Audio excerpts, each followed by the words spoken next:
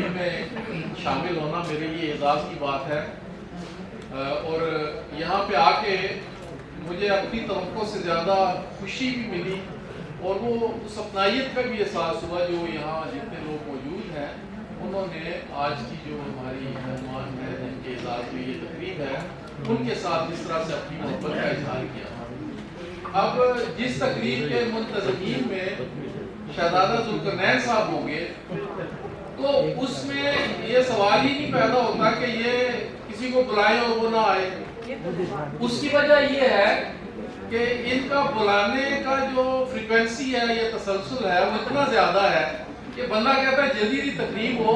मैं शामिल हूँ और ये प्रेशर मुझसे उतरे। इन्होंने इतने मैसेज और इतना फोन और इस तरह से किया, तो दरअसल है क्या ये एहसास जिम्मेदारी है और इनको पता है कि तकरीब में उसको कामयाब करना जो है वो उसके क्या गुर है, क्योंकि ये पुराने खिलाड़ी हैं और वैसे ये मोहब्बत करने वाले हैं, हर तरह से मोहब्बत करते हैं। जो आज की हमारी शायरा है इस किताब की और जनाब करम बुखारी साहब की सदारत में इस तकरीब का इनकाद जो है ये बज़ाते खुद एक बहुत अहम वाक़या है। लाहौर की ही नहीं, पाकिस्तान की जो अदबी मंजरनामा है पाकिस्तान का, उसमें जो सीनियर तरीन लोग हैं उनमें करामत बुखारी साहब का नाम आता है और गज़ल में ख़ास तौर पे और शायरी में इनका बहुत मुकाम है। तो इतनी बड़ी हस्ती की सदारत में ये तकलीफ जो है ये बहुत एजाज़ की बात है और यकीन करें कि बहुत कम लोगों को ये एजाज़ हिस्से में आता है और अगर इनके हिस्से में ये एजाज़ आया है तो इसमें डॉक्टर पूनम गोंदल साहबा की जो है वो भी खुशकिस्मती है कि उन्हें ये मौका मिला है। अच्छा, मैं यहाँ देख रहा था कि मुख्तलिफ जो शोबा ज़िंदगी है उससे लोग आए हैं, उन्होंने इज़हार ख्याल किया है। आमतौर पर जो अपनी तकरीबात होती हैं उसमें अदब से मुतल्लिका या अदब से दिलचस्पी रखने वाले लोग आते हैं और एक ख़ास किस्म की फ़ज़ा होती है और उसमें वो तकरीब हो के वो ख़त्म हो जाती है। लेकिन वो जो वैरायटी है मुख्तलिफ शोबा ज़िंदगी से लोगों के आने की, शामिल होने की और इज़हार ख्याल करने की, उसकी वजह से ये तकरीब एक बिल्कुल मुख्तलिफ और मुनफरिद हो गई है। तो मैं समझता हूँ ये भी क्योंकि शहज़ादा ज़ुल्करनैन और जो पूनम गोंदल हैं इनकी वजह से बुनियादी तौर पर ऐसा हुआ है और ये इनका ताल्लुक है, इनकी मोहब्बत है जिसकी वजह से। मैडम आप आ जाए, अगर आपने कोई गुफ्तगू करनी है आप तो बात करना चाहें। तो जो है ना ये जो तकरीब है उस हवाले से बहुत अहमियत की हामिल है। अब जो किताब के नाम पे बात हो रही थी,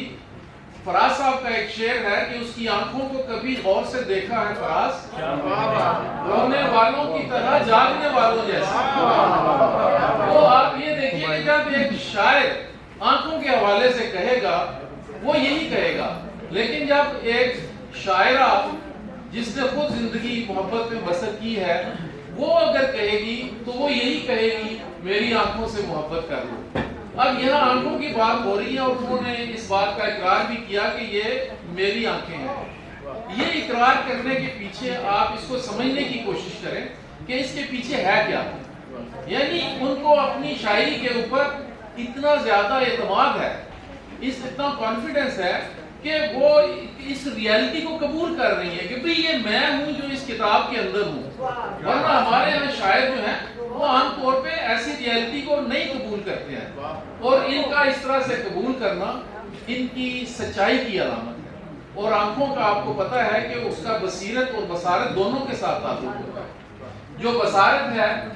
उसमें जो चीज़ नजर आ रही होती है, आपको अपनी आंखों पे यकीन होता है तो आपको पता है कि मुझे क्या नजर आ रहा है। और जो आपके अंदर एक आंख होती है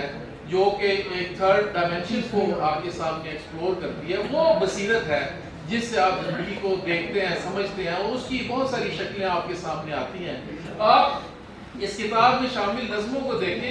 कुछ नज़में यहाँ पढ़ी भी गई, उन नज़मों को देखें, उसके अंदर जो शेरी मौज़ूआत हैं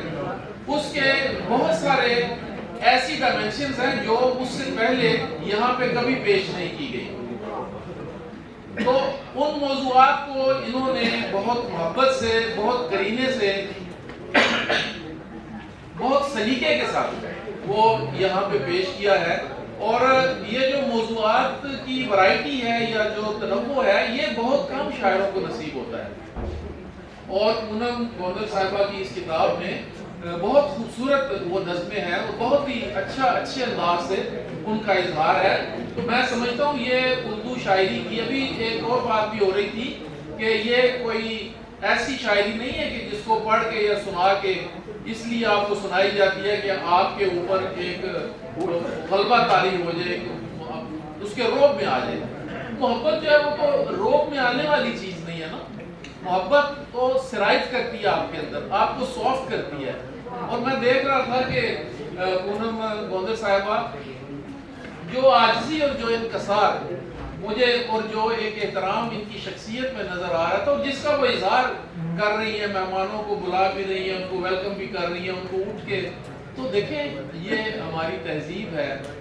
یہی ایک شاعر میں سمجھتا ہوں کہ جو زندگی سے محبت کرتا ہے وہ انسانیت کا احترام کرتا ہے، اور وہ انسانیت کا احترام اگر آپ کی شخصیت میں نظر نہیں آتا تو اس کا مطلب کہ آپ سچے اور کھرے شاعر نہیں ہیں۔ آپ کتابوں میں کچھ کہہ رہے ہیں اور زبان سے کچھ کہہ رہے ہیں، اور آپ کو اس طرح کے بہت سارے شاعر ہمارے بھی منظرنامے میں مل بھی جائیں گے کہ زبانوں سے وہ کچھ مغلظات پکڑے ہوتے ہیں اور شاعری میں کہتے ہیں کہ ہم بہت بڑے شاعر ہیں۔ تو یہ اس طرح کا، لیکن ان کے ہاں یہ جو منافقت ہے وہ یہاں پہ نہیں ہے۔ ان کے ہاں جیسی محبت ان کی کتاب میں ہے ویسی ہی محبت، ویسا ہی ایک زور انتصار ان کی شاعری کے اندر اور ان کی شخصیت کے اندر موجود ہے۔ تو یہ بہت بڑی بات ہے، اور آپ تمام دوستوں کا بھی شکریہ کہ آپ لوگ تشریف لائے اور اس تقریب میں شامل ہوئے، اور ہم سب مل کر